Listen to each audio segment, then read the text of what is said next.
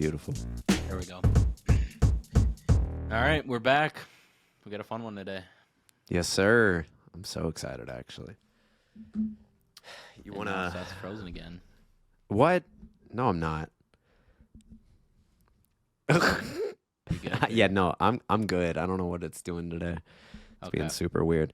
You want to, Well, I guess, dive into what the episode is going to be Yes. about So this we week? have a fun one here. We talked in depth about having guests on the podcast. Now that we are getting clips out, which shout out to me and you. I mean, we're getting clips out. Clips are doing good. I mean, honestly, shout out to you. You're the one that kind of kicked our asses a little bit. Well, And I you were was like, like, you know what, we got to get this underway. So it's about time. Funny enough, Seth told me, we talked today on the phone, and it's actually our 1 year anniversary of starting the podcast, which is pretty cool. Isn't that insane? It That's doesn't crazy. feel like it at all. I mean, I know. It's gone we're quick. like, what, almost 40 episodes? It's not It bad. is It's consistency, not bad, man. dude. So, so it took a year, but we're pumping out clips. We got the cameras rolling, got the lighting figured out. We thought we had the recording figured out, so hopefully this is recording. It's going to be an exciting one. We got my good friend Jordon Diab. If you don't know who he is, he's a custom sneaker maker. He's made some crazy cool customs. I actually found him because he made Happy Life Woods Complex Con sneakers last year at Complex Con when they had a booth there, and I'm good friends with them, and I was like, man, these are some good customs, and you can kind of tell when they're really good quality. They're tight lace. There's no glue marks. Like the toe box shape is kind of the biggest giveaway because new customizers, that's kind of the last part is doing the toe box, and the shaping's perfect, good materials. And so I was like, all right, I'm going to follow this guy. And so I've been following him for, I don't know, roughly a year now. And just big fan of his stuff. He's done one notable thing that he did a little bit ago was he made some custom Jordan 1 lows for the Nelk crew, Full Send, and Steve Will Do It, and they were actually ringside at UFC, and the guy who won, I can't remember who won, but he did a shoey out of Jordan's customs. Yo, that what? was, I didn't even know that. That's so and it was cool. in the Nelk video, and it was a big deal, and it got a ton of press, and Dana White reposted, like, huge deal. And so he's done that. He's done, he helps a lot of other customizers with other projects, which I think one of them was a vest for Drake for his tour that he's currently on. So he's done some pretty cool projects. We are going to have him on the pod here in a little bit, but we just wanted to do a little catch up, talk news, and then we'll dive into that at the end with kind of a cool announcement at the end too. So let's get underway. What have you been up to, man? Oh man, this past week was very eventful. It was where do we even start? So I finally got an invitation to an Adidas press event, and it was one of those things that, like, the whole time you're there, you're just constantly thinking to yourself, how the hell am I here? It's Exactly. like, what is going on? So for those of you that I guess aren't up to date on all the sneaker news, Anthony Edwards had, I think it's his name. Honestly, you know what's the craziest thing? I had no idea who he was. I also Really? didn't even know what the event was until I think 24 hours before the event. So That's funny. Adidas reached out and they were like, hey, this event's in Atlanta. We know you're based in Atlanta. We would love to have you come out. And I was like, cool. What's the details for the event? Like, no response, nothing. The morning of, I woke up and it was like 5 a.m. and I was just like, I'm just going to send him an email. I don't even know if I'm still going to this event. I haven't got an invite, nothing. So I sent them an email. They got back to me like 30 minutes later, and they're like, here is all the event info.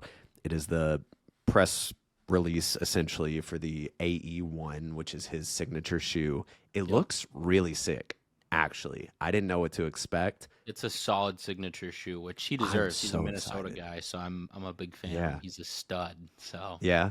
Dude, I have to buy it now because I'm like, oh, this is like oh yeah. Well, the it's one of those first shoes. Like, shoe.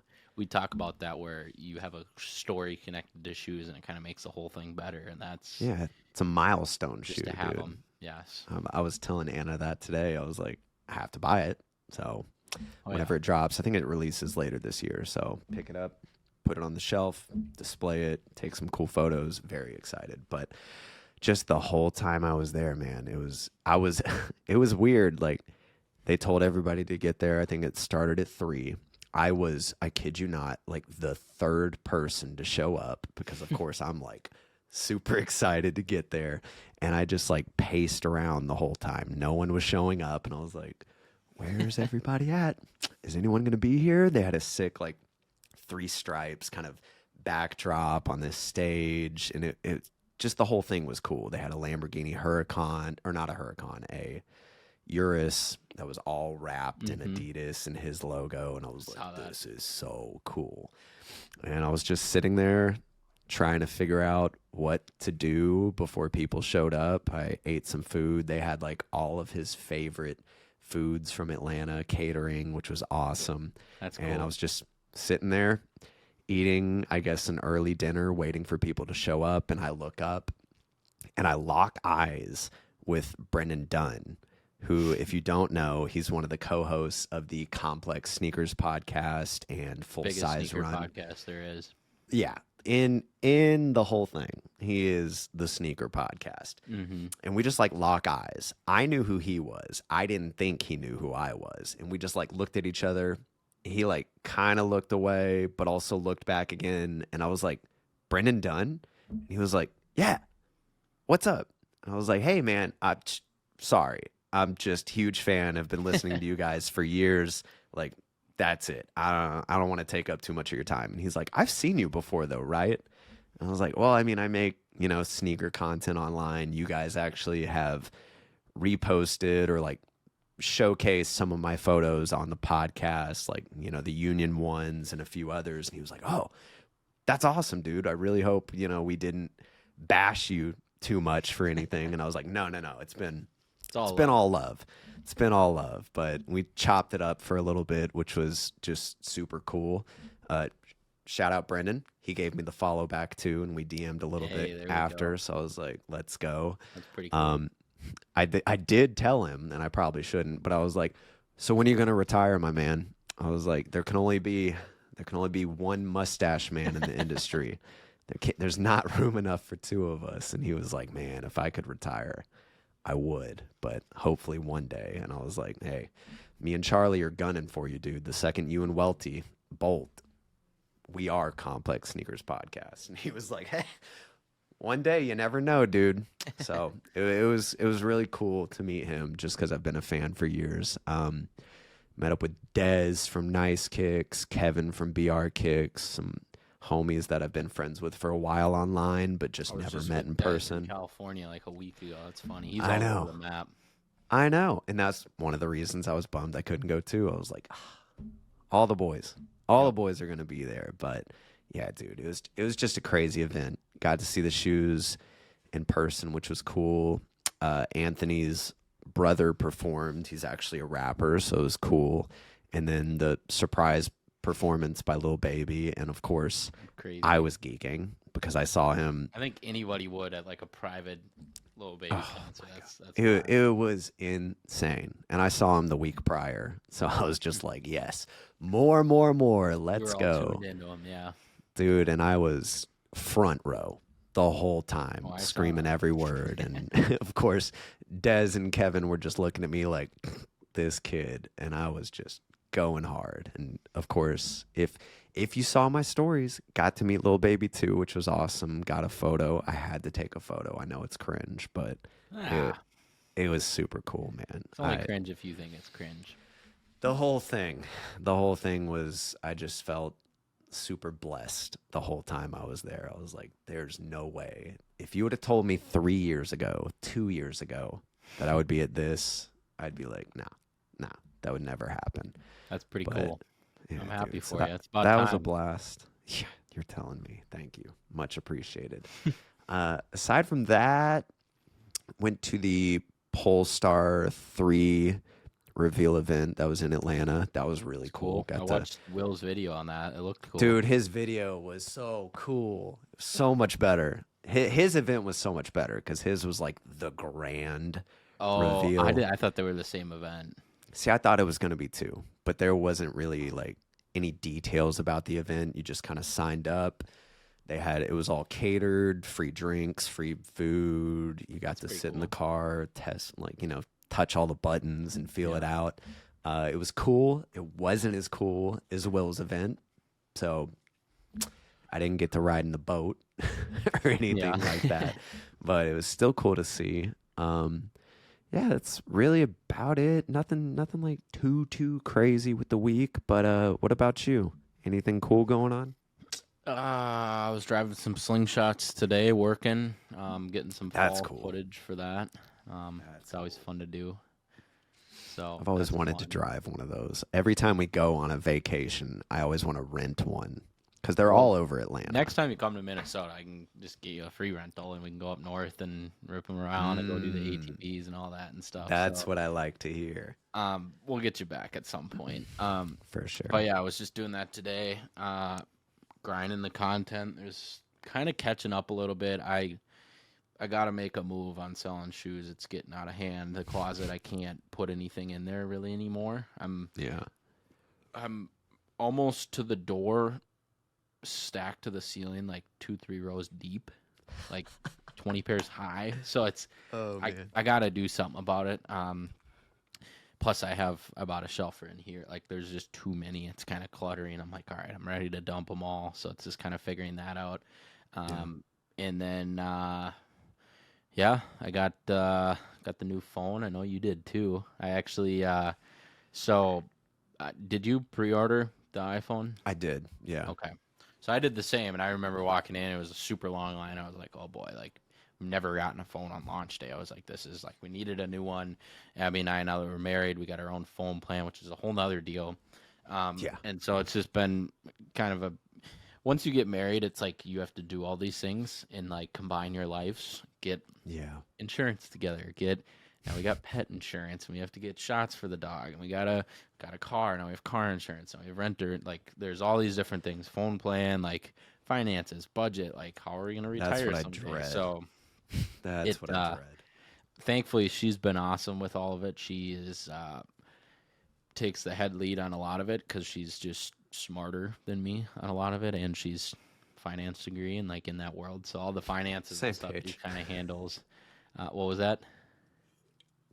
Same page. She's way smarter than me. Yeah, I don't know. Women are smarter. I guess it's just what it is. It's true. So yeah, and then we got a free line with T-Mobile. Like they only do like 2 lines, you get a free one or whatever. So I got a one of those product red iPhone SEs for like $200. We have an extra line, so I can enter more sneaker raffles. So that's kind of fun. Funny. But yeah, it's been a pretty mellow week, I guess. Yeah, I like it. What are your so what are your thoughts on the new iPhone? We've had it for about, I'm sure, the same amount of time. If we didn't need a new phone, I wouldn't have gotten it. The only thing it's nice, but it's kind of a pain in the ass is the USB-C. Because now Abby has a Lightning phone, Lightning cable, and I have USB-C. So now we need 2 cables everywhere, which is a pain. That's true, I guess.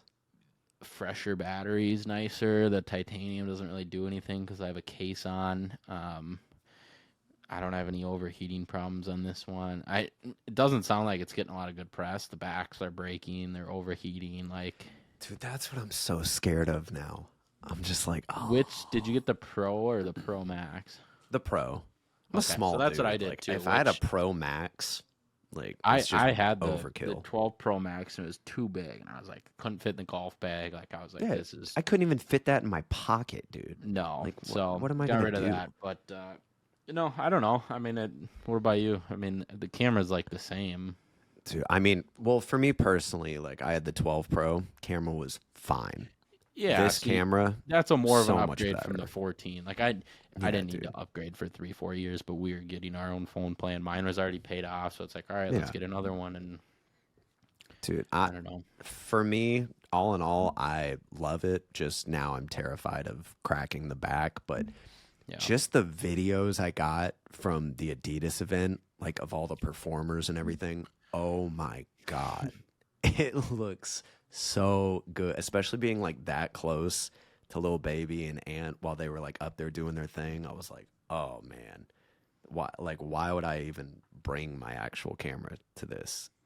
And that No, makes just I my get life it. easier, especially No, when I'm doing like it's nice. mall videos and whatever it Hmm. is. Like I don't have to be thinking in the back of my head the whole time, oh well, if I could just bring my camera, this would be so much better. Like to me, it looks crispy. So Yeah.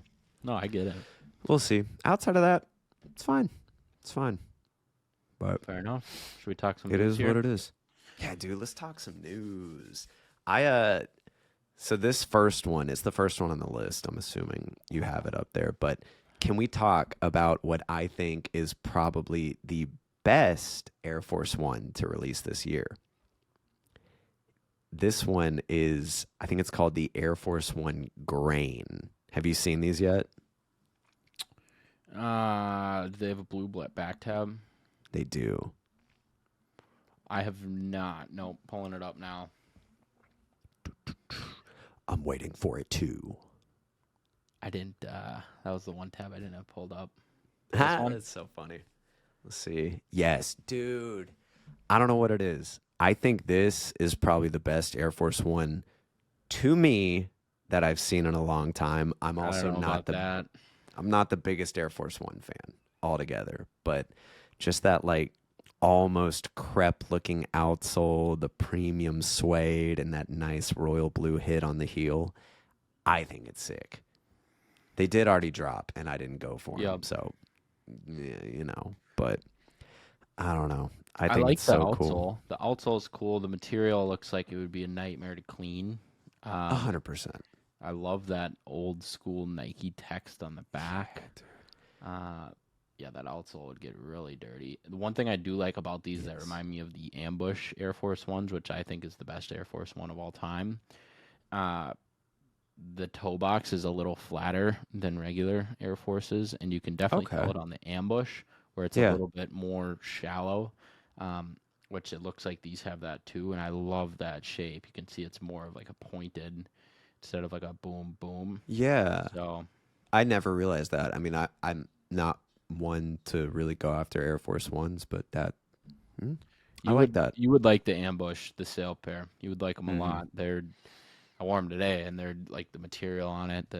They don't wear in very easily, and the toe box shape's really nice. So Yeah. they're cool.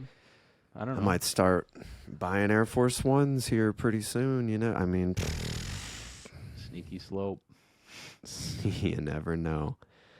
All right. What? I think they just released, though. They dropped like 2 days ago or something like that. But Looks like this article is from 2000 or July 1st. Huh.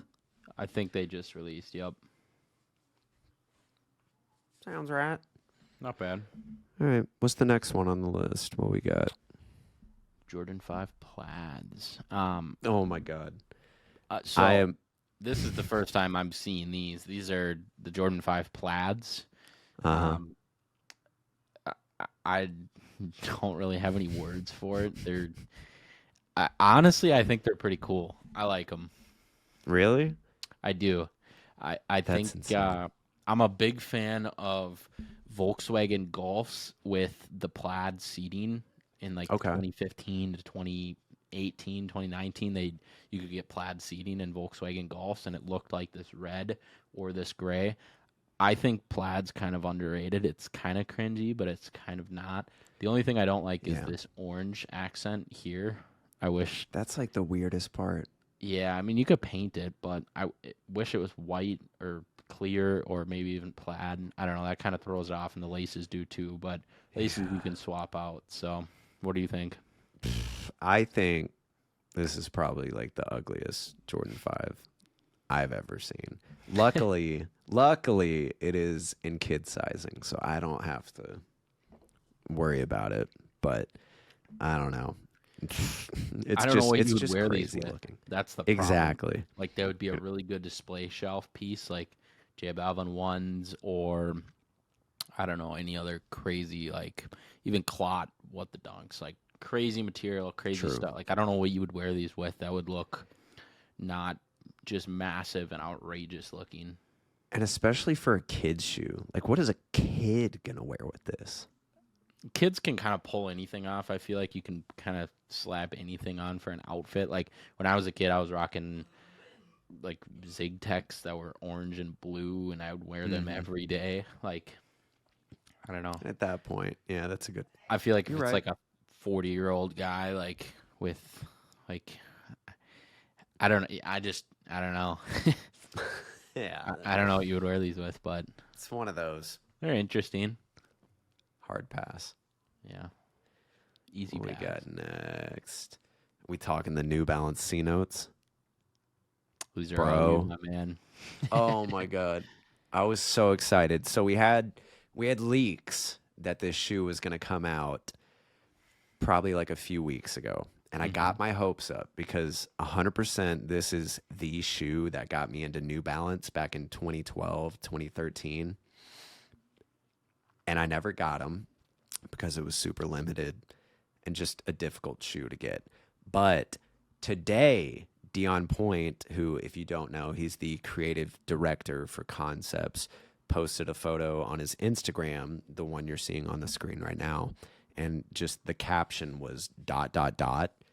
And that really upset me. I was like, what?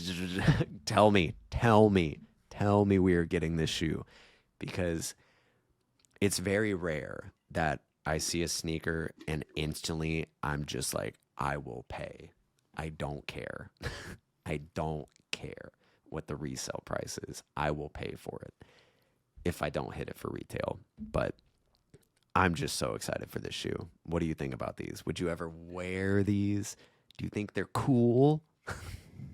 I think the box is cool. I think the materials are cool. Yeah. I've never been a fan of this silhouette. Just the model doesn't fit very right. Like, That's fair. it's not as dad shoey as like a 2002R. It's more of like a sports New Balance in my mind, at least. So they don't fit me as well. I don't like they're kind of like a 991 like look and feel to them. The box is cool. Materials are cool. I love the history you got with them. So I just need it. I'm here for them because you're here for them. So Exactly. Please release them. Please do not make them super limited. And if you're listening, Dion Point, just throw your boy a pair. I'd really appreciate it. That's all I have to say on those. But I think next that up. this is the this might be the new Air Force One. You think? The New Balance 550 in the red and white. We're already seeing one size sold out. I have a lot to add about this. So Taylor Swift went to a Chiefs game. They announced her basically dating Travis Kelce at the time of the game. She was in the stands. We were watching the game live. I was like, okay, like this is legit. It's been kind of rumors. Like I'm not a big Swiftie or anything, but I like Kelce and their podcasts. And maybe the biggest takeaway from that in the sneaker world was I think Taylor Swift is the female version of Travis Scott. And Abby told me this, and I was like, this might be true because like Travis Scott, back when he was going crazy, like anything he would wear would shoot up in price. 550s 100%. are in stock everywhere. It's a red and white colorway. It's a GR. After the game, she was seen walking out of the tunnel wearing these, and she was taking a photo in the booth with the Kelce family at the game, and she was wearing these. And then Champ Sports posted, we have these in stock. Foot Locker posted, hey, 550s, like come get them. And then Nice Kicks, and everyone started posting about them. A little bit of a stretch, but it's Taylor Swift. Nobody's bigger right now in my mind. Big news. It was a big day. Travis Kelce. I don't know. 550s. New wave. It's crazy. You know what we did? You know what I did last night? What? Me and Anna went to Cumberland Mall down the street, and we were hunting for a pair of 550s. Well, we were looking for this pair, obviously. Nowhere had this exact colorway in stock. We got one that was very similar. We could, but I wanted to make a video out of it, so Fair enough. I was following her around. We'll see if I can get to editing it. We actually got that one on the far left, the brick reds. Let's There you go. I want to see if there was any recent like New Balance reviews and Guess everything. not. Yeah, but They should have dude, Taylor Swift's photo in the product photos. Like, that's all they they need to should. do to sell it. Taylor But Swift. it was just insane, like the amount of people that were posting about it, and even on New Balance's website, it was like, this is a hot item right now, and I was like, they knew, they I knew. feel like it was kind of artificial, but not at the same time. I don't know. Because I mean, if you think about it, like all these companies, like they have people that reach out to like different celebrities to try and get them to endorse the product, or like, hey, wear these. So it's one of those, I can just never tell if she just bought the shoe like a year ago and was like, I'm gonna wear these today because it matches the Chiefs, or if New Definitely Balance was that. like, you know, I don't know, man, I don't know, but I don't know. now we're finally, that was the push the 550 needed. It's Could have been. crazy. Definitely could have been. So, yeah, that's the news here for today. We're running out of time here. Jordan's about to hop on. So, stay tuned because we got a really fun interview coming. A creative genius himself. He has just joined. So, let's make it happen. What's up, Jordan? How's it going? Can you guys hear me okay? Yes. Perfect. Perfect. That was like insane timing. I figured we'd end the podcast and do another recording here. And just do it, but then you hopped in like right as I was like Really? after My the ears news were burning. you. It was like scary perfect timing. There we actually. go. Yeah, I love it. We're just So insane. how's it going? It's going good, man. It's going good. How are you? We're doing good. We're doing good. So And sorry, go on. no, you go for it. Well, I was just going to say I wanted to formally introduce myself. I know Charlie, you and I have spoken a little bit. We've had a couple of FaceTimes, but I just wanted to introduce myself to Seth. So it's very nice to meet you. Yeah, dude, it's a pleasure. Huge fan of what you're doing. Oh, thank you. I really appreciate that. I'm excited to be here. Absolutely, dude. Have you guys chatted at all, just in the No. DMs or anything? No, not really. Sweet, Seth, you're in for a surprise. This will be I- like a true, like authentic kind of meetup. It's There the you best go. way to do it, though. Totally. Outside kind of of, in person. I was Right. hyping you up to him a little bit as the intro, talking about some shoes you've made and kind of the quality of what we talked about even on FaceTime, and kind of why I found you is just you can tell on customs when there's quality and love put into them, and that's what drew me to yours because I've done wear tests on customs. I've customs made for me. Like I'm a huge fan of customs and stuff. So I really appreciate that, man. Thank you so much. Yeah, so let's dive in. Let's just get it started. Let's go back to the beginning of kind of your sneaker journey. You could even go back to I don't know, high school, college. You can go back to whenever you want to start. But Yeah. both Seth and I have different stories of sneakers. Seth's been into shoes since he was skating as a kid. I kind of recently got into them because I just got out of college and kind of start affording stuff now. And so we both have different stories. We both find it pretty interesting to hear people's sneaker stories and just kind of your story in general. So if you want to take us back to kind of when you started first collecting or getting aware of the sneaker scene, then let's hear it. Yeah, absolutely. I've always been a huge basketball fan, Michael Jordan fan, but I kind of was on my dad is very fanatical about Michael Jordan. So that kind of made me explore Michael as when I got older, kind of after his Wizard days, right after his Wizard days, I should say. But then I ended up getting my first pair of sneakers like used on eBay. I think I was a sophomore in high school. They were the white and baby blue patent leather one mids. And that was my first shoe. And I really, really loved them. And then I think I can't really, my memory's a little fuzzy, but I ended up buying a pair of Flint 13s off of eBay as well. That was kind of the only place you could shop. So what year when was I was this younger? roughly? Do you remember? Well, this was like 06, 07. Okay. So I would have thought I would have been buying the 2005 Flints, right? But little did I know, I bought a fake pair, and I had no clue that fakes were even like a thing. That wasn't even a concept that Even made that sense to early me when too, I was a that's kid. crazy. Yeah, dude, and they were like not as good as they are now, but I was so early on too. They weren't. I remember them. They weren't horrible, but I just someone ended up calling me out at school, and I remember just feeling super embarrassed and kind of thinking like, stop, don't, nobody should be doing that, by the way. We gotta end that. But, It's over.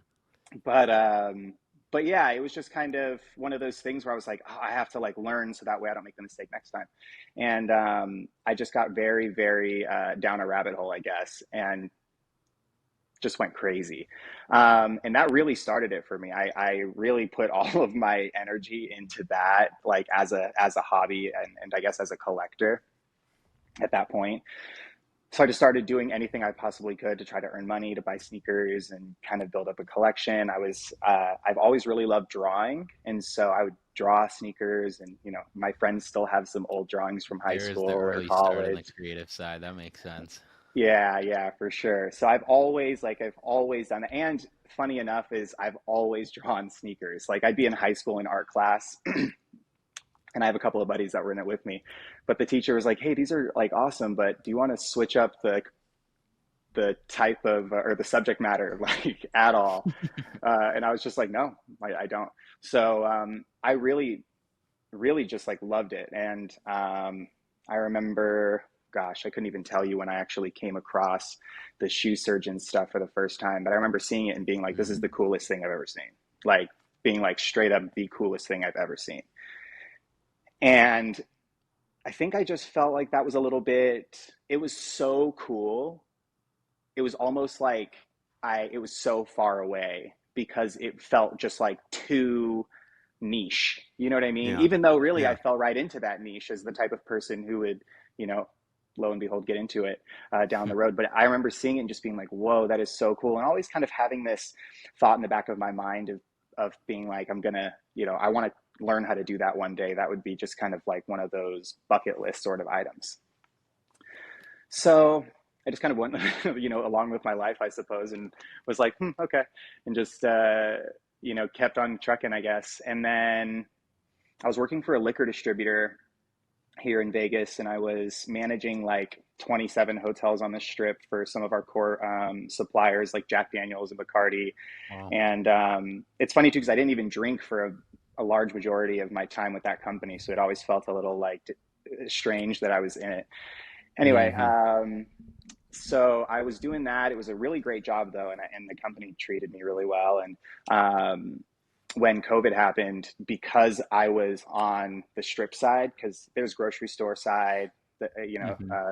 and then you have like the hotels and you have the mom and pop kind of local bars and stuff. So when the hotel shut down, my job was just like, done. So I ended up getting furloughed and then laid off during COVID, and just like kind of like had my first break, I guess.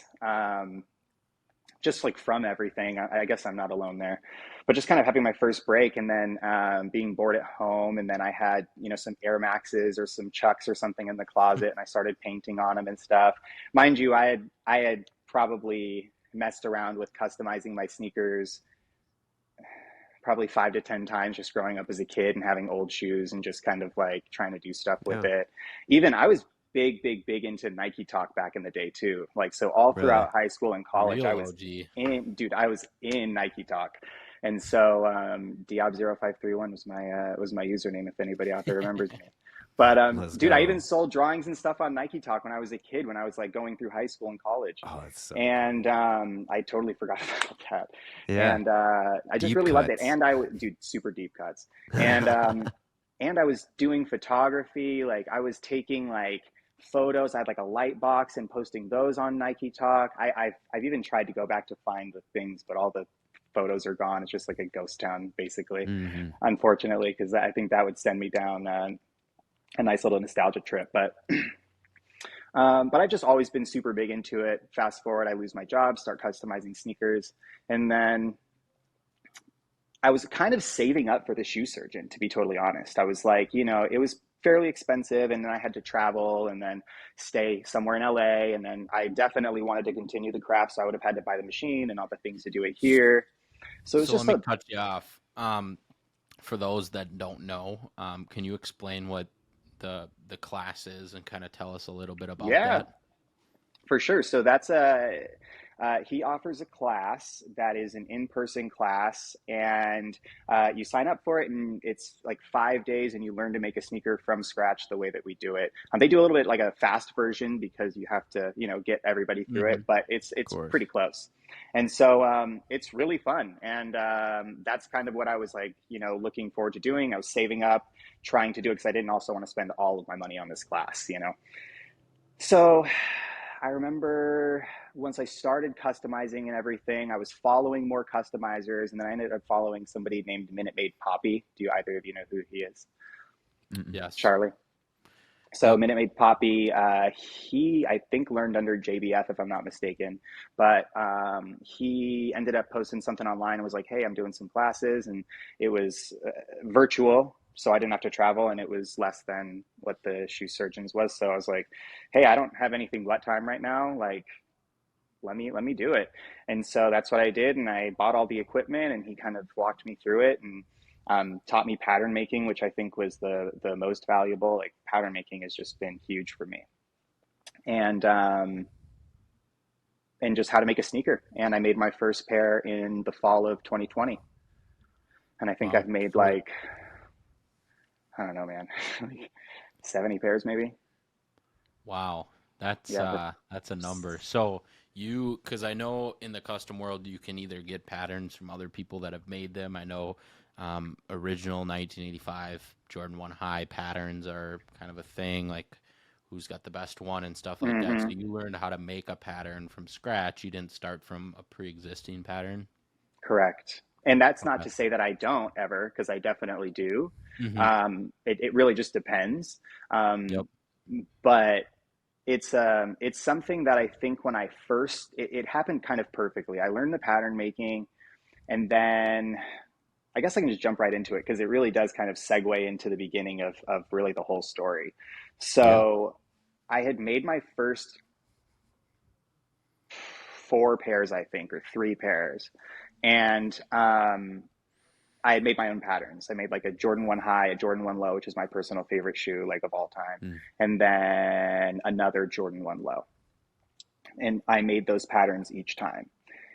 And then somebody from Dana White's camp ended up reaching out to me, and they were like, hey, you know, Dana's launching Howler Head Whiskey. We would love to commemorate that with a custom pair of sneakers. And we heard your name around town. And mind you, like, I may have not even made that 3rd pair yet. This was like February of 2021. So I think I Dude, finished my what? pair in September. And in February of 2021, they were like, yeah. And I was just kind of getting into it. And so when they hit me up, they were talking just normal customs or cosmetic customs, which I kind of started calling semi-customs. So they were kind of talking semi-customs. And so Like a paint custom, like an Air Force totally, One or something like that. absolutely. And Okay. so I was like, hey, I can definitely do that for you. Absolutely. But this is like the new thing that I'm doing. And it's fully custom, anything you want, any materials, and Smart giving them man. the whole spiel. And they're like, oh, yeah, we have to do that. We have to do that. So I was like, perfect. Awesome. So I sell them on this idea. And I'm just like, oh my gosh, I can't even believe that this is like going on. You know what I mean? Oh, dude, I would I be was That's geeking. I so was cool. geeked. And so I Oh was my Especially just so god. like, early on too. it was so early, dude. And it was like one of those things where I was like, holy crap, like this is game time. And that led me to purchase my first pattern because I was like, you know what? I'm going to buy a professional pattern. The patterns that I made, and I didn't really have a reference point. So I thought the patterns Yeah, that I was making were kind of like crap. You know what I mean? of To my course. eye. So I Yeah. was like, it's a very like, your first few pairs are always going to be a little rough. And so you got Hmm. to just give yourself some grace on those. But like, I've been drawing these things my whole entire life, and I was super fanatical about not buying fakes. So I know every curve to almost every retro Jordan you can possibly imagine It's a good history to because have when I you're was getting into so customs. fanatical. I was Yeah. so fanatical about it. My best friend Corey always makes fun of me because he's like, dude, you knew like everything, like the year these things came out, like everything about these things. But it was true. I really immersed myself into it. Um, anyway, so I bought the patterns because I was like, you know what? I want to like buy a professional pattern and use that, because I can't like mess around with these pairs for Dana. So I purchased these two patterns. I'm not going to say who they're from, just because I didn't end up liking them very much. But I bought these Fair two enough. patterns. Happens. I bought these two patterns. They were okay. But I made the pairs for Dana. And mind you, I was like pushing it too. I had made like 2 or 3 pairs before then, because I was trying to, they gave me a long time, which I was super happy about. They were like, we don't need them for like months. So I was like, okay, trying to make some pairs and figure some things out. I'm still really sweating my way through like every single pair I'm making. Also, I'm using a machine that is definitely an entry level machine. Didn't have a speed reducer on it or anything. So, and I didn't like sew. I didn't have a sewing background or anything like What's that, or a speed leatherworking background. reducer?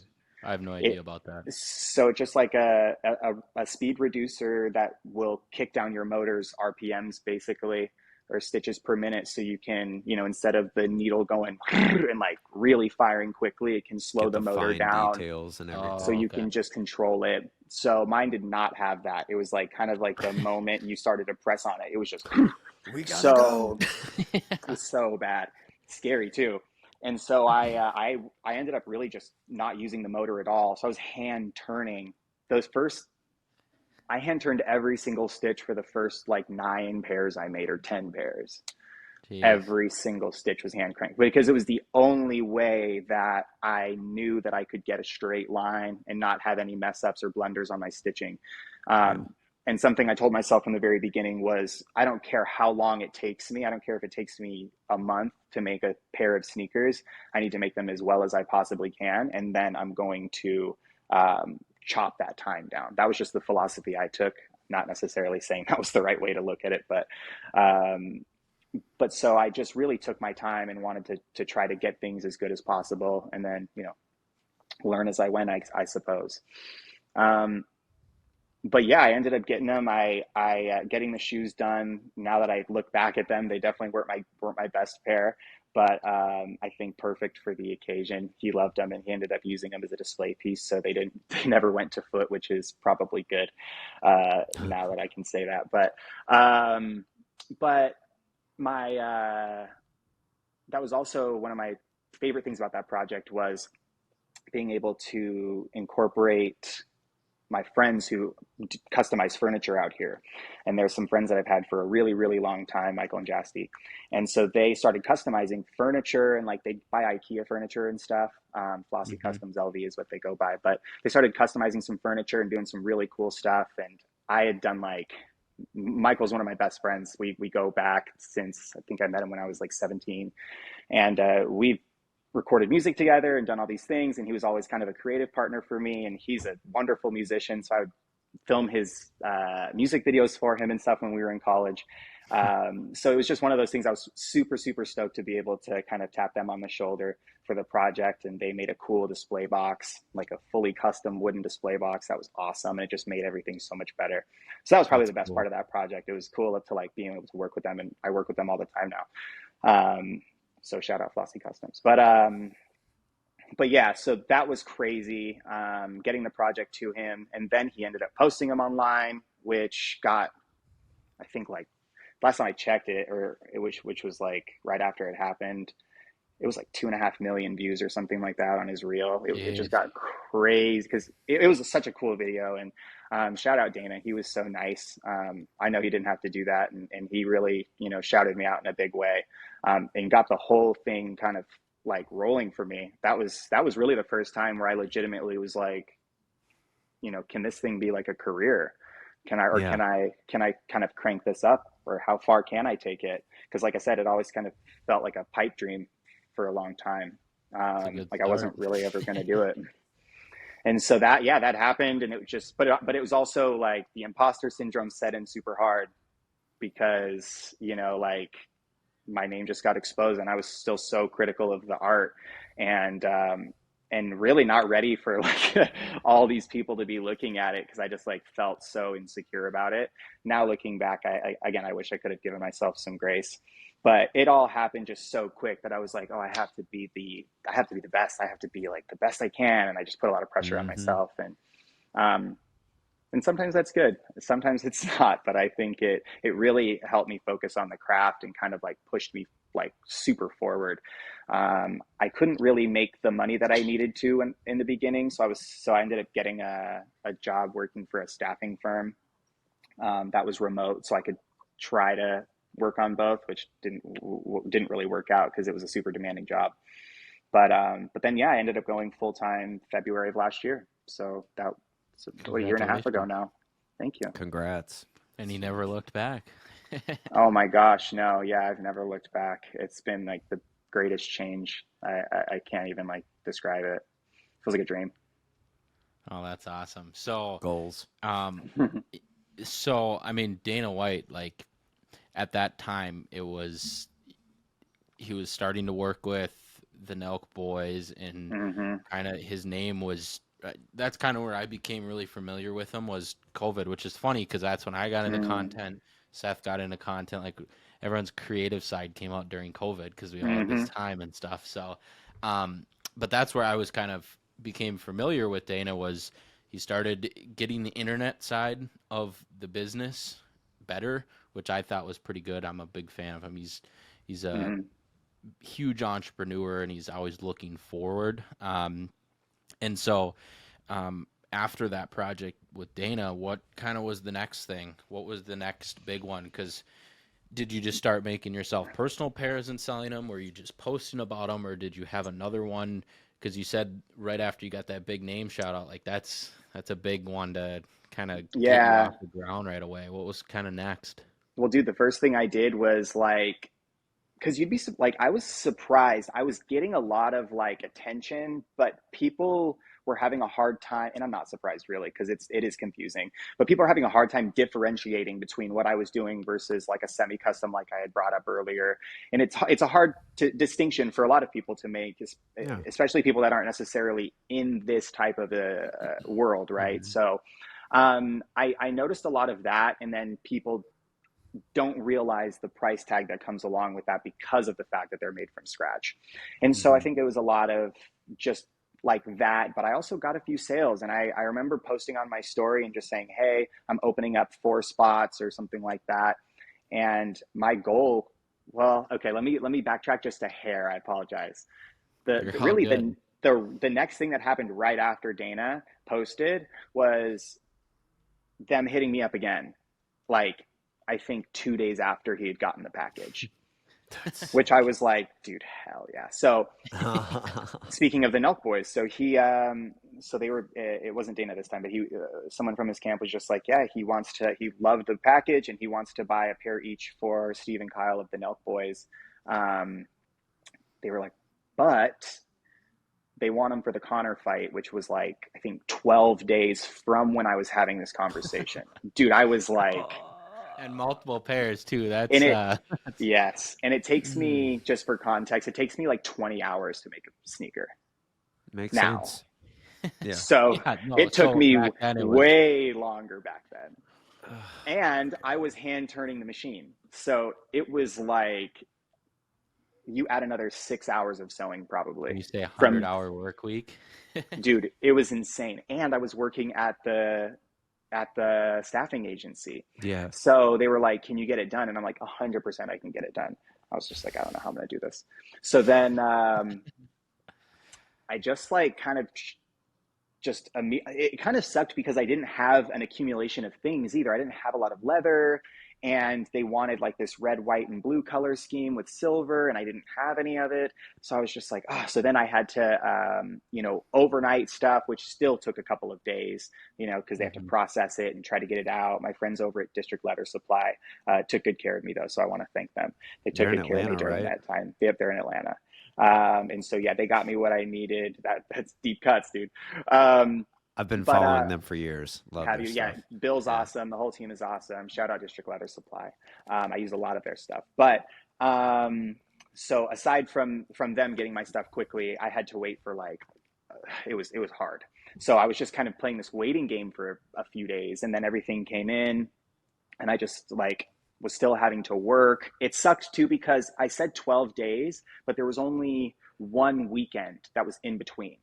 So it Of wasn't, it course. was all work week. I had no time. I had just started this job. I had no time accumulated or anything like that, time off. Um, so I'm Because why would it be working. easy? Why would it be easy, right? A And good I'll touch position, but on it's a that too. tough one. I will touch on that as Oh well. man. So, so it was brutal, dude. I was working, not kidding, because we worked in this thing called a rotation, and so when you were in this certain rotation, it was a grind. So I was in this rotation. Of course, nothing can be easy. It was like Murphy's law. So I was working like 7 to 7, like 7 a.m. to 7 p.m. And then, my wonderful wife would make dinner. I'd eat, and then I'd just get right to work. And for the first like week or like 6 days, I would just, like go to bed at, midnight or 1 or 2 or something. And I'd wake up and just do it all over, whatever. But then when I got to the last couple of days, it was just taking me a long time. I was really checking my work and making sure that they were going to be like Hmm. perfect. Cause I was like, who knows, after like Yeah, Dana you want shouted to me do a good out. job on it. Yeah. Well, and I didn't even know that was a possibility, I guess moving or going into it. And Yeah. then seeing him post all that, and I was like, okay, I really got to make sure these things are like. So it just really took me a long time. And so the last couple of days, I was pulling all nighters. And so I had to drop him off Friday morning, the Friday before the Connor fight, July of 2021. So this was like, I mean, Wednesday and Thursday night, I pulled all nighters, and I got 30 minutes of sleep on Thursday. Um, but it was crazy. And then I ended up getting them like almost finished to the point where I was going to be lasting them, which is like almost the last step. Mm. And I have a very large golden doodle. He jumped up and grabbed one of the uppers that I had made and ripped the tongue apart. And I was just like, dude, it was like 3 days before I had to give him. And I Oh bought wow. limited material. It was like one of those things where like it was just the worst timing. Where is he? Oh, yeah, he's right over there, lounging on the couch, of course. Of course, right? And um, and I just was like, I ended up just like kind of crying a little bit, and I was like, all right, I got to just get back into this. So I got back into it, fixed it, got everything to look good, got them lasted, got the soles on. Like I said, pulled those all nighters. Not kidding, like shot them at like 7:30 in the morning before having to drop them off at the UFC Apex at 9. And just like it was just a like a mad dash to the sprint. And then I tapped Flossy Customs again. They made these really cool, like cooler style, like ice box style shoe boxes, which were really neat. And we ended up dropping them off and like just feeling just like so good. You know what I mean? Getting the project done in time. It just like, it was like the biggest relief. And it was funny because the Connor fight was the next day. He was planning on giving them to Steve and Kyle on Saturday. And so I told like my mom, and so my mom like told my grandparents, and like the word kind of just like starts to get around a little bit. And my grandparents are like, oh, we want to order the fights and see. And I'm like, oh, well, like you don't really have to do that. Like there's like these are going to kids that might wear them to the fights. Like I'm definitely not thinking you should They're buy not an in the fight or $80 anything. Yeah. Of pay course. per view. So they're like, okay, no worries, no worries. And I had no idea. So what was really going to happen? So I watch actually all the fights. I'm a huge UFC fan, which made it even better when Dana approached me. But I'm a huge UFC fan. I watch every single fight, and I have a core group of friends that we watch those fights with. And so That's we were sick. over at my buddy's house, and we would watch all of our fights there. And Bam Bam Tuivasa is going up, and he ends up knocking this dude out and jumping up on the cage. And Steve from the Nelk Boys threw his shoe up there, and he cracked a Happy Dad into it and shoeied it right on top of the thing. And this is on a Connor fight, and it was like the third fight or something from the one before the co-main. And like the way it was perfect because the way that it was like playing live, it really made like I didn't see it. So Yeah. Oh really? not at first. Like I really did like when they cut to it, but when he was first doing it, because they were showing the knockout, and while they're showing him, because he just knocked this dude out, and then while he's celebrating, he jumps up on the cage, and they had this planned, which I didn't know, and threw it up there. And then so when they cut back to him, when they were finally like, whoa, they cut back to him, he was like this, but all it was like a blue Jordan 1 sole, which I obviously knew. So on each pair, they had a blue sole and a red sole. The left and rights were switched, or were all the blues and reds were switched left to right. So I knew one, there was a blue sole on there, but you know what I mean? It was just kind of one of those things. And then they cut to this slow-mo, just like ultra slow-mo side shot of him holding it, and like the happy dad flowing out. It was unbelievable. It was just like, I'm sitting there and I'm just like mouth open, can't believe That my gives me eyes. chills, dude. Dude, Oh, I'm that's so cool. I'm not kidding. I like look over, my best friend looks over at me, and like all of my friends are like, "Is that your shoe?" And what's so funny is I had just posted the low tops. Or I'm sorry, I just posted the high tops. I hadn't even posted the lows because Kyle's were highs, Steve's were lows. Mm-hmm. So I posted the highs and I hadn't even posted the lows yet. So I didn't even really post the shoe. People had just seen, they knew that Steve got a pair. They knew that Steve's were low. They saw that they matched the highs that they had already seen like the morning of, or maybe I posted them that Friday, who knows. But it was just like, and my phone just blew up. Like I literally had to like call my wife right away, because this is funny too, because my wife and I are kind of attached at the hip. And sorry, it's like counting me down on my screen. I'm so sorry about that. I was trying to silence that. My wife and I are basically attached at the hip. And this is the one night that she went over to another friend's house because she had just gotten off of work. And so she like just went over there to see them quickly, and we weren't together. And so she called me, and I should have brought this up earlier, but when my dog chewed up the tongue, like that night I had pulled, when I was lasting, I had hit myself like under the eye and busted my eye open, and all of this stuff was going on. And I was just really, really down. And my wife was just like, don't worry, it's all going to be worth it. Like all this just means it's going to be worth it in the end. It just means like, it's going to be worth it. And I was like, you're right, you're right. And so she called me and she's like, I told you. And so like, we were just like losing our minds about this moment. I think I texted my mom like a video of it, and she was like, oh my God, is that good or bad? Because she was like, he just like drank beer out of it. And I was like, Mom, this Sounds is like about the right. best. Yeah. I was like, this is the best thing that could have happened. You can't make a better press for custom shoes. Like I literally don't think so. Like, there's no way. I mean, it's like, it was just such a viral moment. It was like unbelievable. You know what I mean? It was, and it still kind of is like unbelievable that happened. I think about the odds of it all. Like Bam Bam could have lost. Like all of these things had to, like all these stars had to align for this to happen, and it was just insane. Like, do you have a photo of that moment? Oh yeah, dude, I don't have it framed. I would. have to get it framed, but You have to. I dude. know. I that's definitely the plan. We're just we're trying to select like photos that we have that we want to display. Right. And we want to have them We're all in be the the same same boat size. right now. And Yeah. so, but truth be told, we've been talking about it for months, but we need to really get on that. I get but, all that is, yeah. Yeah, exactly. But that is like 100% the goal. I have a trading card, even a UFC trading card of the moment. It's a Bam Bam card, and that's the photo they used. I have, yeah, my buddy Mark got me that. So Mark, dude, if you're listening, thank you. Dude, he just was like, hey, I have something for you. Can you like meet me up? And it's so funny. Dude, it's like so crazy, just everything. But I worked at a retail store here in Las Vegas when I was 18, and he was the DJ in that store. And so I was always wearing my shit when I was in there.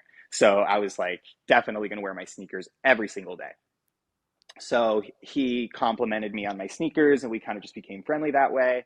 Fast forward like 5 years, probably 4 or 5 years, I started doing Taekwondo and with an ex of mine, and he saw a video and was like, dude, I want to like enroll my kids. This looks awesome. He saw a video of me sparring and was like, I want to do this. It looks like my kids would really enjoy it.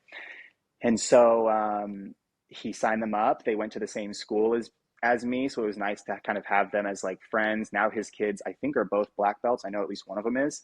But yeah, he ended up buying that card for me, and I was like, let me pay you for it. And he was just like, dude, like my kids got into taekwondo because of like your video. We just like, we love to see what you're doing. He's just such a nice guy. His whole family is amazing. Oh, that's And cool. yeah, I have that. I have my wife bought me a shirt off of Bam Bam's website that had the moment on it. I have a shirt from, I think it's called Goat Crew, that has, it's like a Bam Bam Tuivasa shirt where he's doing the shoey on it. So it's really Biggest Bam interesting. Bam fan now, I Dude, bet. oh yeah, like hardcore. And I was a huge Bam Bam fan even leading up to that. I just think he has such a fun personality. He doesn't take himself like too seriously. And he's a badass, you know what I mean? He's a straight up just like scrapper, and I love that.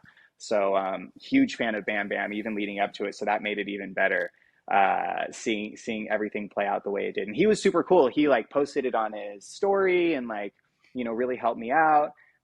It The only thing that really would have made it better is if I would have gotten credited a little bit more with it, because that Of really course. didn't happen. I was kind of surprised, to be honest with you, Hmm. because I feel like that shoe, if you follow sneakers, it's a custom shoe just because of the colorway and the materials. Like nothing even close to that's really ever come out. Yep.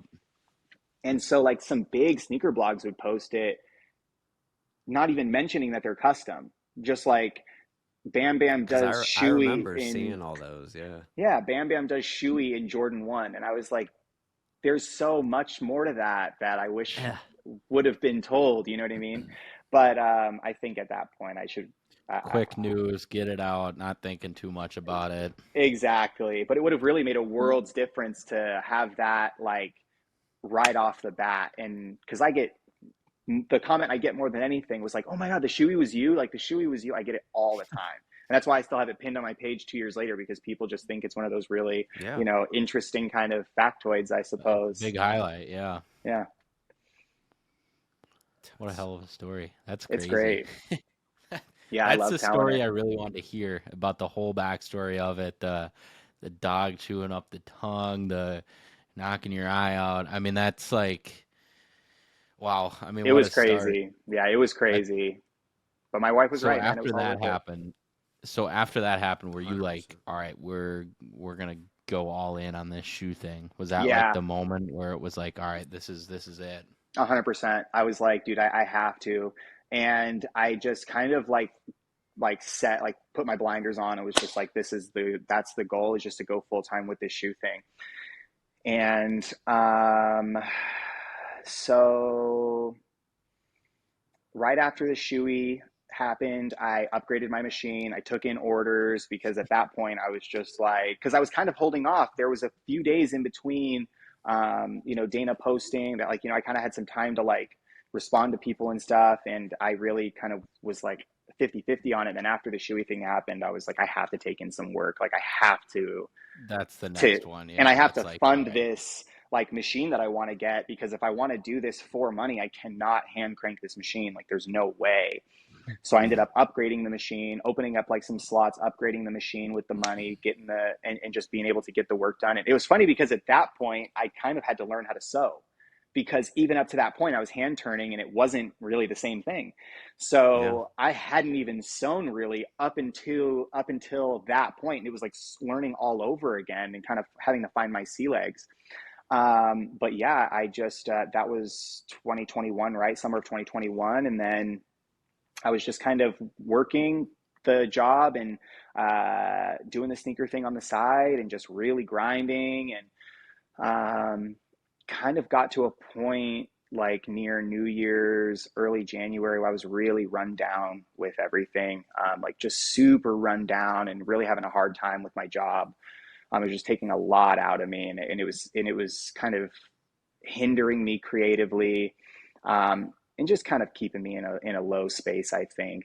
Hmm. Just because it was just too demanding. It wasn't because the company was bad. It wasn't A because the lot people to were bad. It balance. was just too, and I was pursuing like a passion on the side and still trying to be a good partner to my wife and all these things, right? So I was just getting really run down, and then we ended up finding out that my wife was pregnant in that was January.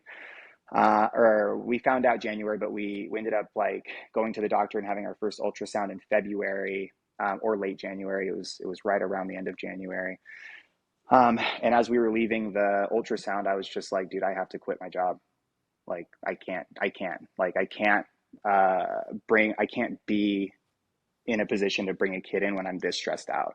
I can't do it. Yeah. And I can't work this much. Like, I have to have my life, because I was the kid, like, I mean, shout out to both my parents, but I was the kid getting picked up from safety at like 6 p.m. Like, all the workers are like, dude, where are your parents at? Like, they're working, dude. You know what I mean? They were just working. So it was just one of those things where I couldn't do that. And so she was like, okay, like, we're literally walking out of the hospital. And she was like, okay, I mean, like, I guess, we can just talk about it for sure. I was like, no, this is it. We're talking about it right now. Like, I need to get this out of the way. You've been thinking about it. You're like, this is dude. is it. And so she was like, I mean, okay, like, yeah, like if not now, when? You know what I mean? We ended up losing that pregnancy, unfortunately, but it still allowed me to, I mean, being able to break away from work. It was crazy, man, because obviously we didn't know that was going to happen.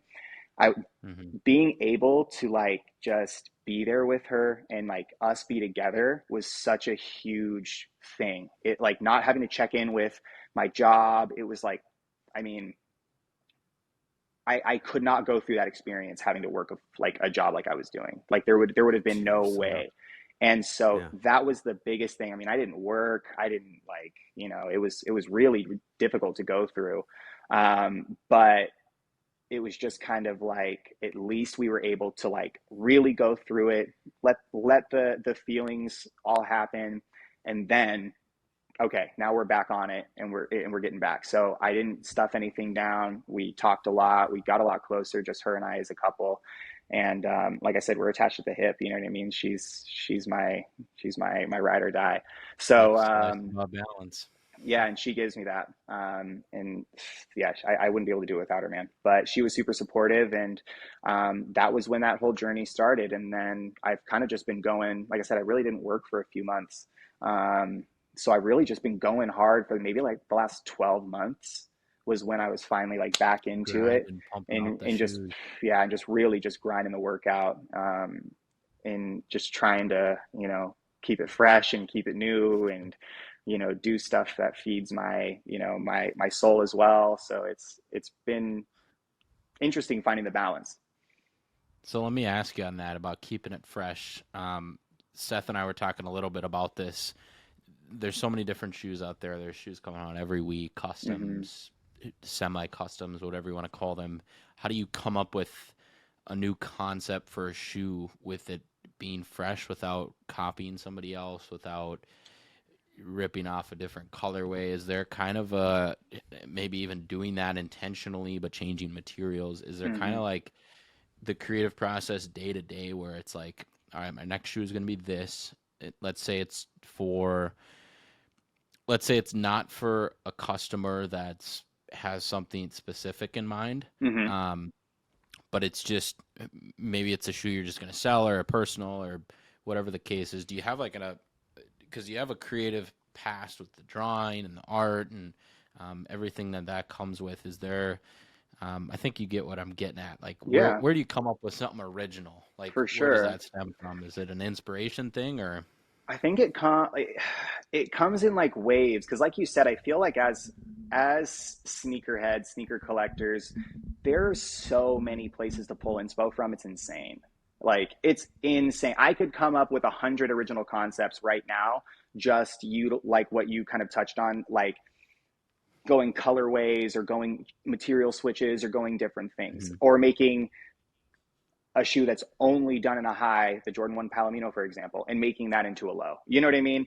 That's kind of the easy sort of layup stuff that you can do, because of the fact that they're always giving you stuff to work with. There's always new shit coming out. That's true. I've never thought about that. And you can go across brands, you can do whatever you want. So that's not really like the hard part. That's almost the easy part. You know what I mean? So it's not necessarily just coming up with something that no one's seen before, because there's so much that can be done that most of it won't be done. and that's why I think copying work is so egregious because it's like there's so much opportunity. Um, Yeah. Yeah, but makes sense. but Seth and I also agree on the do content side where it's video concepts, or we talk about it all the time, and Yeah. it just everyone's doing the same thing, and it's like you just constantly trying to innovate and be different than everyone yeah. else. And I mean, dude, I'm Seth and getting I to are the like we can see the creative side anywhere. Like we can come up with something new, but then it'll get ripped, and then it's like just keep doing it. But yeah. It's like how many times do I feel like getting ripped off? Um, but Yeah. yeah, but I think so. For example, let's say I don't necessarily have a concept that I'm working on because, dude, I buy so much leather and material and stuff too, and I'm like, I'm gonna use that, and I never do. And so sometimes if I'm on a project and I need a break from it, because sometimes I can get a little scatterbrained, uh, I'll have to start something new. So I'll run upstairs and I'll just kind of see what I have on hand that is cool that I would want to use. And then it's really easy to kind of put materials together and see how well they're going to work together and hmm look. Um, and then once I feel like I've found a good balance of whatever I'm looking for, I will draw something up on my iPad, and then that's when I'm trying to color block and figure out gotcha. where, certain materials are going to go, and then trying to balance the whole shoe texturally and trying to balance the whole shoe from a color standpoint. You don't want it to be too heavy in certain areas, light in others, in both texture and color. So I that's a gotcha. big thing with Yeah. me, is really just kind of trying to find something that feels cohesive, and that's why the iPad is so nice because you can just try a few different things out. It really gives Get me, a mock up. I don't know if it's just me because I know a lot of people do have a harder time kind of visualizing. I don't know if it's just me because I've been like, doing this since I was so young, but I really hmm can like think about what the shoe is going to look like and visualize it in my head. I can No, that's see cool. exactly what it's going to look like. I don't even really need to draw it out. That's mostly for clients or for other folks. But but yeah, I kind of just find stuff that's on hand that'll work together and that I think will be a cool pair. It sometimes, when I was doing those videos with Reshoevinator, Vic wore Yep. these Mac Attack looking sneakers, and I was like, damn, dude, this was back in March or April, and I was like, damn, dude, the Mac Attacks, like I love that shoe. They hadn't even come out yet, and I was sitting on a pattern from Hand. Speaking of Hmm. Hand, Yeah. so Yep. they had sent me a pattern like a year before that or something, and I just hadn't gotten around to making a pair. And he was wearing them. I was like, dude, those are so cool. I'm gonna make a pair when I get home. And so I just went home and went upstairs and kind of found some stuff. I had this. I actually put a couple of or I put some things on the side here just in case you asked. Um, I but I love it. actually have that shoe. So that's this one here. I knew Oh, those that ones looks that you were so talking about. good. See, What? I didn't know that those were made from scratch. I thought they were semi-custom. Oh yeah, see that's the biggest compliment. So yeah, these were made completely like from scratch. That's Um, crazy. yeah, everything. Wow. That's pretty cool. And the only thing I'm doing is just pulling the soles off of a pair of Dunks. You know what I mean? And then everything else is done. This is actually from District Leather Supply. Yeah. This red stuff. I recognize that anywhere. Yeah, they curated it with the tannery in Italy, so they just do such a great job. I was happy to get my hands on some of that stuff, but it was like No, kind of that's spur of the cool. moment. I was in Arizona thinking about it, and I was like, damn, dude, like that metallic red would be sick because I knew I wasn't going to do a one with it. So I was like, that metallic red that I have would be super sick on a Mac Attack. So I just paired it with some creams and some white mesh and kind of wanted a neutral super like I wanted it to look like it was coming from the 80s, like you dug it out of your Yeah. attic, and that was sort It of does. the concept behind that. So it's really from anywhere, and a lot of the times clients will have a concept. Like most of the people have been thinking about this thing for a long time. That's what I find a For lot, sure. is like they're like, hey, I And had then they this want to vision, and invest in it and get a pair and exactly. And yeah. then that's what's so nice about having that artistic element too, because I can really provide very in-depth um, designs, or at least more than I hmm think people expect to receive. They're like, oh, okay, I can actually, like, it's walking me through the details. I can see kind of what the whole shoe is going to look like. I do sort of like a cartoonish kind of watercolory look but on mine, but it's still enough to really sell the kind of the Get an idea idea of it. for Yep. sure. And people like it. And I do a little printout of it, like a retro card kind of, and I throw it in the box for folks when they open up Cool. the box. Yeah. So it's always kind of a nice little thing that they appreciate. So one more question, and then let's get to our little announcement here. You've had some pretty cool collabs in the past. Thank Can you. you give us like not one, but let's go with 2 dream collaborations that you really want to have happen in the next whatever time span? Like, I'm sure you got a couple of people. So I think, like who I would rather make a shoe for, Like, or if collabs it's like with a company or a brand.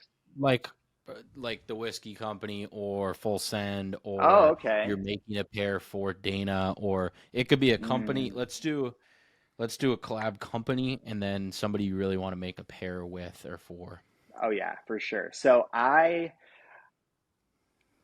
company wise, it's gonna sound cliche, dude, but it would be Nike all day. I would do. That's a huge bucket list item of mine. I used to tell people when I was a kid that I would be a shoe designer for Nike. Like my That's so family cool. members still remember it. I have family members that are like, I remember when you used to say that. Oh my gosh. It was meant to be. And I'm like halfway there, you know what I mean? So I would love to Yeah. work for the swoosh in some capacity, at least in an artistic capacity for sure. You know, like even working on like PEs that would be like so cool for me to be able to work on would the be models really that I cool. know and love, and be able to just like, you know, really take these concepts and make them, you know, real. That would really be like pinnacle of success for me, would be landing a job like that. Yeah. I think the person,